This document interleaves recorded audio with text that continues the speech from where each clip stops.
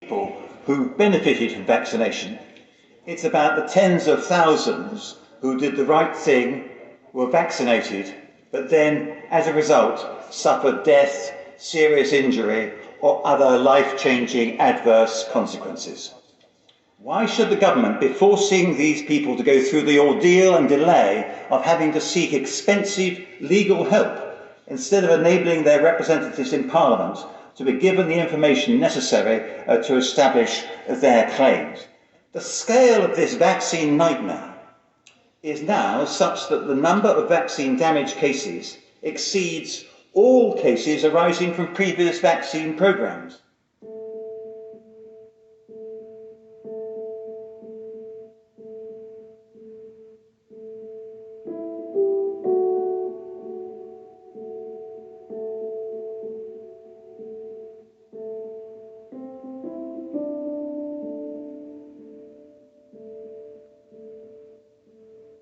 Hi folks, I'm here at St Thomas's where I just had my first AstraZeneca vaccine, and quite literally I did not feel a thing, and I cannot stress how important it is for everybody to get their vaccination. Get your jab when you're asked to do so. It's good for you, it's good for your family, and it's a great thing for the whole country. So please get your jab. Thanks very much. Please, please, please get out there and get the jab. Especially that age group of 18 to 29. And what I would say to that group of people is, please get vaccinated for your own benefit, for your loved ones, but for your wider community. But as the Prime Minister has said, when it comes to, for example, nightclubs, by the end of September, we picked September because everyone would have had a chance by then, every adult, to have a double vaccination, that you will need to prove your vaccination status. We know that the vaccine not only protects you, but protects those around you. And therefore, we will be taking forward the measures to ensure the mandation for, as a condition of deployment for staff in care homes. Just cannot emphasise enough the impact that they are having on the rest of society. They must really think about the damage they are doing to society by they take up hospital beds that could have been used for someone with maybe a heart problem or maybe someone who's waiting for an elective surgery. But instead of protecting themselves and protecting their community, they choose not to get vaccinated. If you can be vaccinated and you refuse to, that's a selfish act. You're putting other people's lives and health at risk. So make it your New Year's resolution, far easier than losing weight or keeping a diary. Find a walk-in centre or make an online appointment. Get that jab and do something that will make 2022 a happy new year for us all.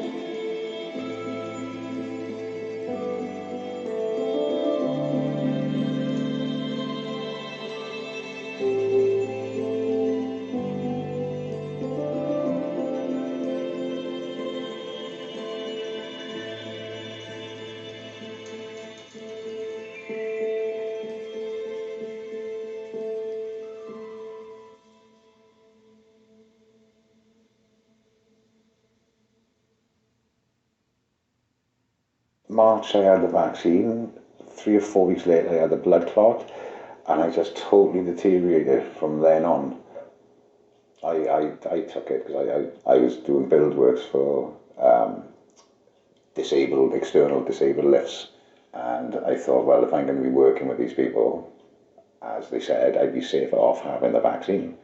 I thought it was a responsible thing to do. March 28th I had the first vaccine. Then 3 weeks later, I started feeling a bit funny. Memory, I couldn't concentrate. It just felt like I was losing the plot a bit. Then I had pains in my leg, my calf, so I went to the doctors. They said, might be a blood clot. So I went to the hospital, seen the doctor there, and he said, if you've got a blood clot, I'll eat my clipboard. So, because I said, look, I got a pain in my leg. I said, it's not like a tear or a sprain. I've trained for 30 years. And he said, well, you're a doctor. I said, no, I'm just explaining. So I went for the sonar, came back, and it was a blood clot. So he put me on blood thinners then, up until August last year. For a couple of weeks, couldn't walk, very painful. Then over the next 2 or 3 weeks, I couldn't.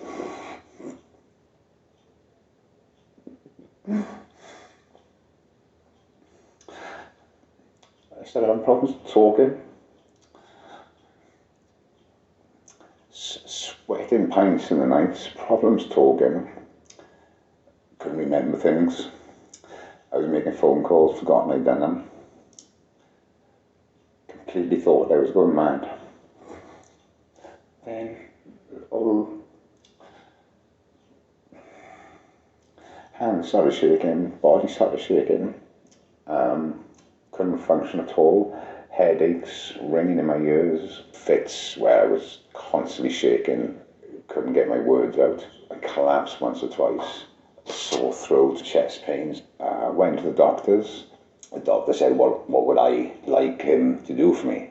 And I said, well, I don't know, I'm not a doctor. I'm a builder, I can build you a house. He goes, I'll send you for blood tests. So I walked into... So I went down the elevator, collapsed in the foyer, came round in A&E, shaking, seen a doctor there. They done all the tests, said I was fine, fit, healthy man. He said he's spoken to a couple of specialists and it might be vaccine related. We don't know, but don't worry, you're fit and healthy, go home, don't worry about it. So I went home, still having the same problems. I had to give up work. I was just sitting here for the next 3 or 4 months with the same problems, constant headaches, shaking, totally spaced out. I've read all the days were a bit of a blur. My friend used to come around to keep me company. To be honest, that from May, June, July was a complete blur. I couldn't really say what happened. All I remember was these symptoms. I was dreading waking up in the morning. Dreading going to bed because I'd be sweating pints. I used to put a towel on the bed, sweating pints, waking up, going back for the doctors. They said, no, it's anxiety, don't worry about it. I never had anxiety in my life. I didn't really understand what anxiety was. But then I think they put me on beta blockers for anxiety, but nothing changed.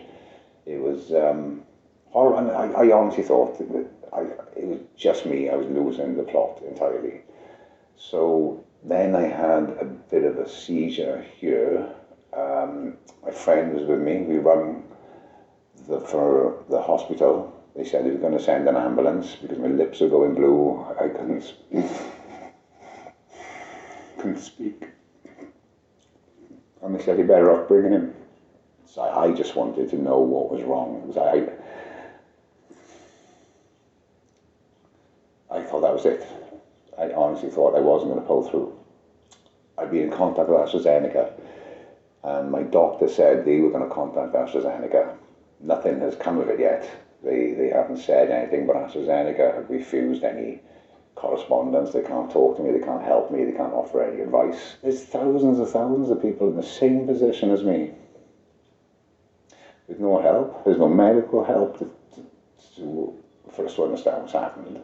There's no financial help. We've had it, and we just want answers to what it's done to us. Yeah. But because nobody talks about the damage it's done, nobody's looking into how to resolve it, how to help. As I said, medical, financially, we're all forgotten about. We're on our own. All I want is just somebody to tell me what is wrong. Yeah. And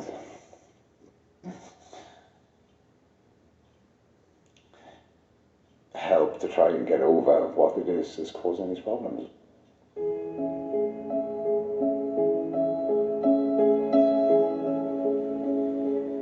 We took this vaccine because we believed and we were told it was safe and effective. So I took it. Regret, I just regret everything. So on the 15th of August 2021, I had my second Pfizer vaccine.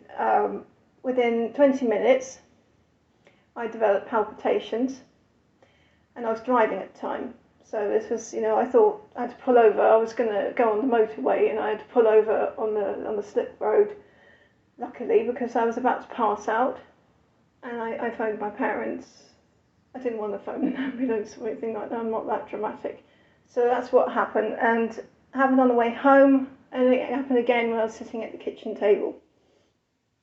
And quite surprisingly, within an hour of having the vaccine, I developed a really swollen, sore gland. Right. Under my arm.